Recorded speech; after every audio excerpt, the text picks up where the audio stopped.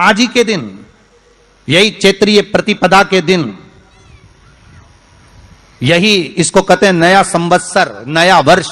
हिंदू धर्म में क्यों कहा जाता है? आज ही के दिन ब्रह्मा जी ने महाराज सृष्टि की रचना करना प्रारंभ करा था। आज ही के दिन भगवान शिव और ब्रह्मा का संवाद हुआ था। सीधे भगवान शंकर ब्रह्मदेव के पास जाकर बोले थे, हे ब्रह्मदेव, आप सृष्टि की रचना करिए। तो ब्रह्मा जी ने पूछा था, सारे नक्षत्र आपने बनाए, सारे दिन आपने बनाए, सारी घड़ियां आपने बनाई, सारा पल आपने बनाया, मनुष्य की श्वास गिनती, काउंटिंग, अर्थात मनुष्य के शरीर की रोमावली, ये सब आपने निश्चित करी है। मनुष्य की कितनी धड़कन चलेगी, कितनी श्वास चलेगी? 21,600 श्वास जो मानव के शरीर से प्रतिदिन निकल रही है, 3.5 करोड़ रोम छिद्र जो मनुष्य के शरीर में बने हुए हैं, ये संपूर्ण बनाने वाले आप हो। एक एक घड़ी, एक एक पल, एक एक नक्षत्र, एक एक समय बनाने वाले आप हो।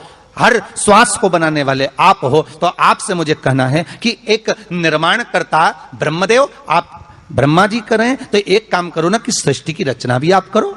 भगवान ब्रह्मा ने शिव जी से कहा कि सृष्टि की रचना आप करिए।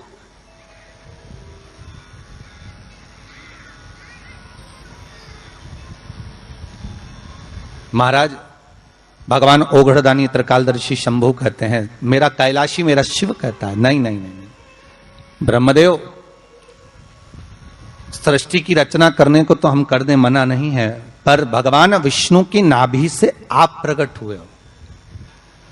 भगवान शेषनाग की सैया पर शयन कर रहे हैं, और भगवान जब शेषनाग की सैया पर शयन कर रहे हैं, उस शेषनाग की सैया से सोते हुए भगवान ने अपने नाभि कोश से आपको प्रकट करा है कमल के पुष्प के ऊपर। और आप भगवान की अंतः नाभि में, ब्रह्मदेव ना जाने हजारों वर्ष तक आप नाभि में प्रवेश करते गए, हजारों वर्ष तक आप नाभि के अंदर जाकर साधना करते रहे, और साधना करने के बाद भी आपको यह पता ना चल पाया कि आपका प्रागट्य बिंदु क्या रहा। ब्रह्मदेव, सृष्टि की रचना आप करिए।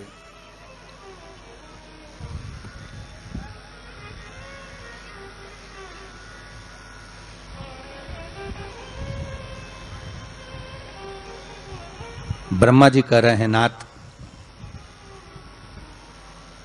इस सारे ब्रह्मांड को रचना करना है, कर दूंगा, मना नहीं है, पर रचना करता भगवान ब्रह्मा जी कहते हैं कि मैं संसार को एकाग्रित करूं, उससे पहले 33 कोटि देवताओं को मुझे एकाग्रित करना है, और सारे 33 कोटि देवता एक जगह पर आकर विराजमान हो जाए, ऐसी कोई व्यवस्था करना है।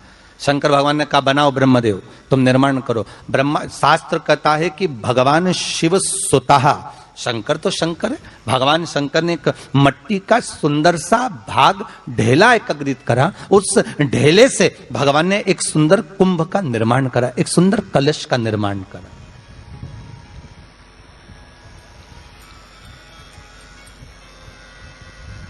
देखिए कितनी सुंदर कथा है। अगर आप लिंग पुराण में इस कथा को निकालोगे तो एक आनंद की अनुभूति और होगी। अगर किसी के मन में संशय हो कि यह कथा कहां से ली गई है, तो लिंग पुराण में से आप इसको निकालिए। उसमें वर्णन किया गया कि सफेद मट्टी का शिवलिंग, लाल मट्टी का शिवलिंग, पीली मट्टी का शिवलिंग, काली मट्टी का शिवलिंग, उस शिवलिंग के निर्माण के पहले जब भगवान का पूजन करने के लिए पात्र की जरूरत पड़ी, तो उस पात्र का निर्माण किसने करवाया था? और सबसे पहला पात्र निर्मित, सबसे पहला पात्र का निर्माण, ये तांबा, सोना, चांदी, पीतल, इनके पात्र तो बाद में बने साहब। सबसे पहला पात्र बना ही काय का था? जम के बोलिए जरा, काय का बना था? सबसे पहला पात्र था ये मिट्टी का।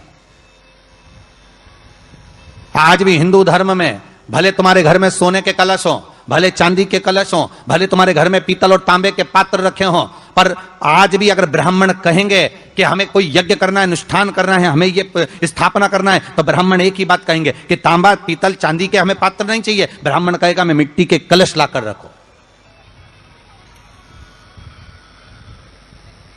हमें मिट्टी के कलश चाहिए। और कितना बड़ा प्रमाण है जी, शास्त्र का प्रमाण देखिए कितना बड़ा है।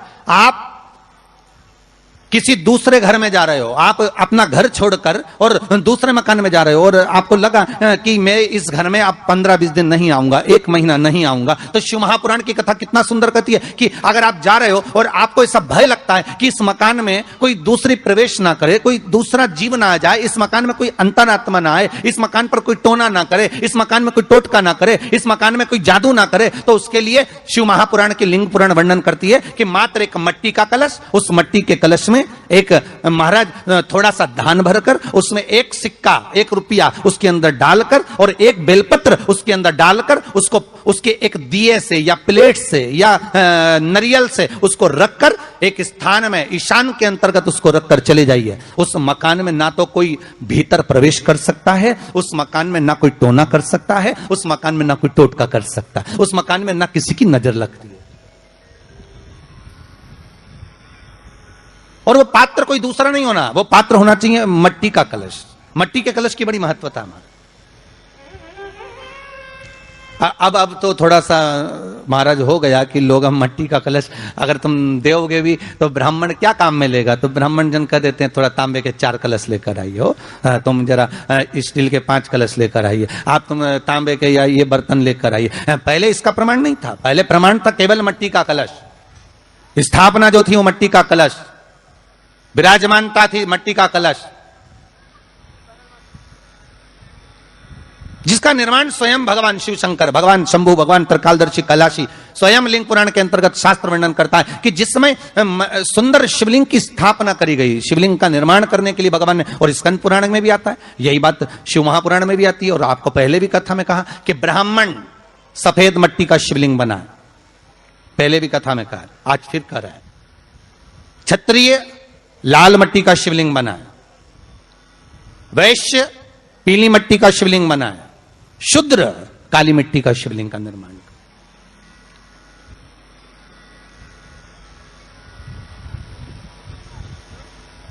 काली मट्टी का शिवलिंग का निर्माण कर।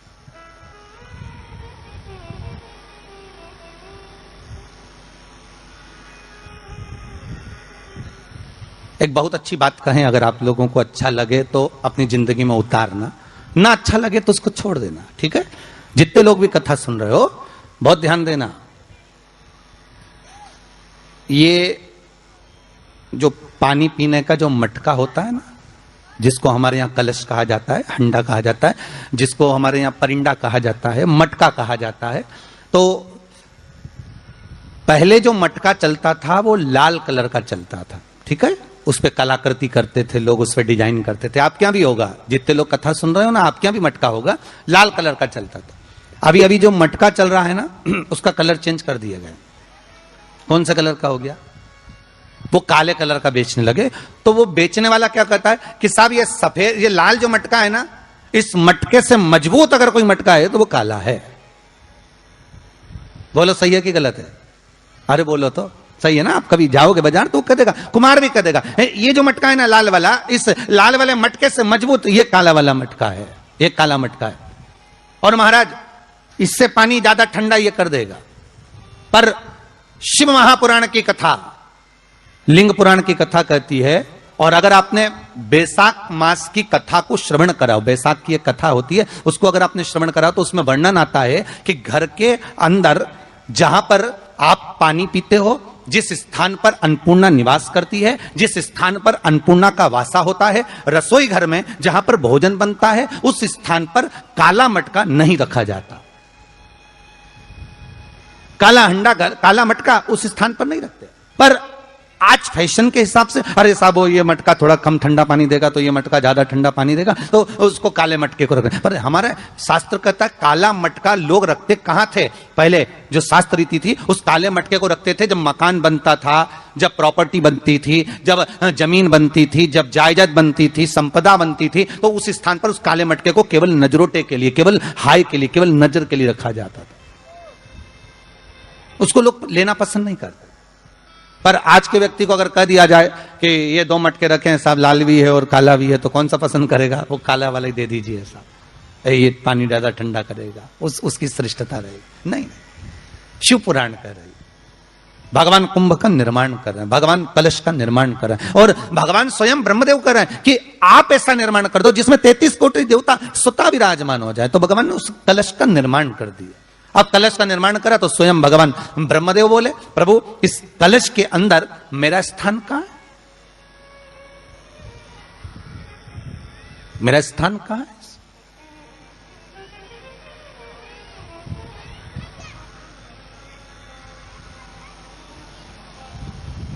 बहुत ध्यान देना महाराज, कलश का जो मुख होता है उस मुख पर भगवान विष्णु का स्थान होता है। किसका स्थान है? भगवान विष्णु का। थोड़ा सा नीचे आओगे, जहां से कलश का मुख दबा हुआ होता है, वह जगह भगवान स्वयं शिव की होती है। किसकी जगह है? भगवान शंकर की। कलश का अग्रभाग, नीचे का भाग जहां से फैला हुआ होता है, वहां ब्रह्मा का आधिपत्य स्थापित होता है। फिर कलश का जो नीचे का भाग होता है वो भगवान शिव और शक्ति का स्थान होता है।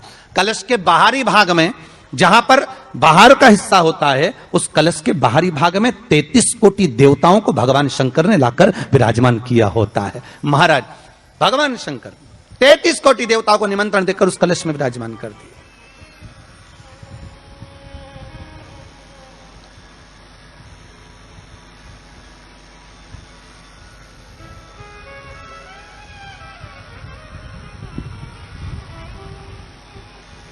कितना सुंदर लिखा है देवी भागवत के अंदर कि जहां जगह पर किसी देवताओं को बुलाने की जरूरत नहीं होती, 33 कोटि देवता उस जगह पर स्वतः विराजमान हो जाते हैं। स्वयं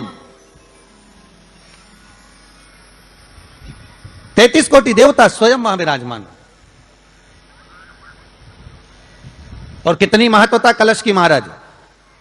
आप लोगों से भी निवेदन है, क्षेत्रीय प्रतिपदा है आज, जिनके घर में ज्यादा रोग हो, बीमारी हो, ज्यादा तकलीफें आ रही हो, कष्ट बढ़ रहा हो, बीमारियां बढ़ रही हो, या भय लग रहा हो, डर लग रहा हो, हृदय चित्त में कहीं ना कहीं आपको भय का भान हो रहा हो, तो एक लोटा पानी एक कलश में जल भर कर रख लीजिए और रात भर उसको रखे रहने दो। नवरात्र चल रहा है, उस कलश को रात भर रखकर सुबह सुबह उस कलश में एक बेलपत्र डालकर उस जल को नीम के पेड़ के नीचे, जहां चैत्री नवरात्रि में नीम के पेड़ के नीचे सारी विद्याएं, आद्य शक्तियां, सारी देवी उस नीम के पेड़ के नीचे विराजमान रहती हैं। उस कलश में एक बेलपत्र डालकर रात भर रखकर उस जल को पूरे घर में घुमाकर उस नीम के पेड़ के नीचे समर्पित कर दीजिए महाराज। घर में भय लगना बंद हो जाएगा, कोई बड़ी बीमारी आपको घेरेगी नहीं, और उस बीमारी से, उस रोग से आप मुक्त रहेंगे। उस बीमारी से, उस रोग से आप मुक्त पाएंगे, वो बीमारी आपको घेर नहीं पाएगी। कलश का इस आज नया संवत्सर है, नूतन वर्ष है, पूरे भारत की भूमि पर और मेरे भारत के जो मानव है जहां जहां निवास कर रहे हैं, विदेश में भी, पूरी भारत की भूमि पर आज के दिन लोग देवी जी की स्थापना करते हैं। तो क्या स्थापना में क्या रखते हैं? कलश रखते हैं ना। तो कलश किस लिए रखा जाता है? कलश का क्रम क्या है? अपन ने अभी तक कथाओं में बहुत सुना, शिव महापुराण में, कि दिए का महत्व क्या है। अपन ने सुना दही का महत्व क्या है, जल का महत्व क्या है। पूरी शिव महापुराण में अपने अलग अलग महत्व को जाना है। पर यह नवरात्रे में जो शिव महापुराण की कथा शुरू हो रही है, नवरात्रे में जो शिव महापुराण की कथा को हम श्रवण करने के लिए बैठे हैं, इसमें हमारा एक संशय और मिटना चाहिए कि भारत की भूमि पर जब मां आद्य शक्ति की स्थापना होती है, मां जगतजननी को जब विराजमान किया जाता है, या चैत्र नवरात्रे में, शरदीय नवरात्रे में, आषाढ़ी नवरात्रे में, आदिकादिक पौष नवरात्रि में हम शंकर की, हम जगतजननी जगदम्बा की जब स्थापना करते हैं, या हम नूतन घर का प्रवेश करते हैं, या गणेश जी की स्थापना करते हैं, या कोई दुकान को प्रवेश करते हैं, या कोई शुभ कार्य करने के लिए अग्रण्य होते हैं, तो हम कलश की स्थापना क्यों करते हैं? आज शिव महापुराण में शुरुआत में अपन शिव और पार्वती की यही संवाद को लेकर चलते हैं।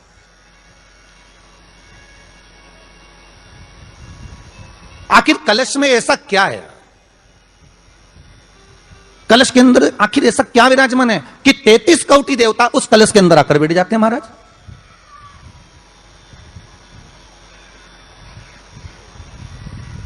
आप कोई यज्ञ करने जा रहे हो, आप कोई पोथी पुराण करने जा रहे हो, आप कोई अच्छा कार्य करने जा रहे हो, तो ब्राह्मण देवता कहते थे कलश की स्थापना होगी, कलश की शोभा यात्रा निकलेगी, कलश यात्रा निकलेगी, कलश विराजमान होगा। और आज हर की पौड़ी पर, प्रयागराज में या उज्जैनी में, नासिक में जो बड़े बड़े कुंभ के मेले होते, कुंभ का मतलब भी तो कलश से होता, उसकी महत्वता क्यों है? उस कुंभ की, उस घड़े की महत्वता कहां से प्रकट हो गई? शिव महापुराण की कथा कहती है महाराज, भगवान औघड़दानी शंकर स्वयं आद्य शक्ति जगदम्बा से कहते हैं कि जगदम्बा तू क्या चाहती है बोल। तो जगत जननी जगदम्बा कहती है कि जहां मैं हूं वहां शंकर है, ये आपने कह दिया, पर जहां शंकर है वहां पार्वती का होना जरूरी है। उसके लिए सिद्ध करने के लिए एक स्थान ऐसा बनाया जाए जहां पर शंकर विराजमान है और शंकर के साथ पार्वती विराजमान है। तो शिव जी ने कहा पार्वती उसके लिए मैं तुझे एक सुंदर कलश का निर्माण कर देता हूं। ध्यान देना, कई लोग पूछते हैं महाराज जी क्या घर में शंकर जी का शिवलिंग रख सकते हैं? रख सकते हो, मना नहीं है। जिसके घर में शंकर का शिवलिंग रहता है उसके घर में कभी बड़ा रोग प्रवेश नहीं करता। शंकर का शिवलिंग हो, पर शिवलिंग का भी प्रमाण है साहब, घर में जो भी मूर्ति होती है, जमीन ये जमीन है, इससे अंगूठे को उठाकर देख लो, हाथ को, बस इतनी बड़ी मूर्ति, प्रतिमा, स्वरूप घर के अंदर होना चाहिए, इससे बड़ी नहीं। क्योंकि बच्चा जितना छोटा होता है उसको उतनी व्यवस्था कम करना पड़ती है, बच्चा जब बड़ा हो जाता है व्यवस्थाएं बढ़ती चली जाती। और निवेदन है, आप अपने घर के कमरे में दूसरों को अलाउ नहीं करते। करते हो क्या? जेठानी का लड़का आया तुम्हारे कमरे में आकर बैठ गया, देवरानी का आया या ननंद के छोरा छोरी आए तुम्हारे कमरे में बैठ गया, तुम्हें अच्छा लगेगा? जल्दी कर निकल। अपने कमरे में तो बच्चे कहते हम कहां जाएं? दादी के कमरे में जा, क्योंकि बेचारी दादी का कमरा तो पंचायती। अपने कमरे में कोई नहीं होना। और ले देकर केवल एक भगवान का कमरा ही ऐसा होता है, भगवान का मंदिर एक ऐसा होता है जिसमें सब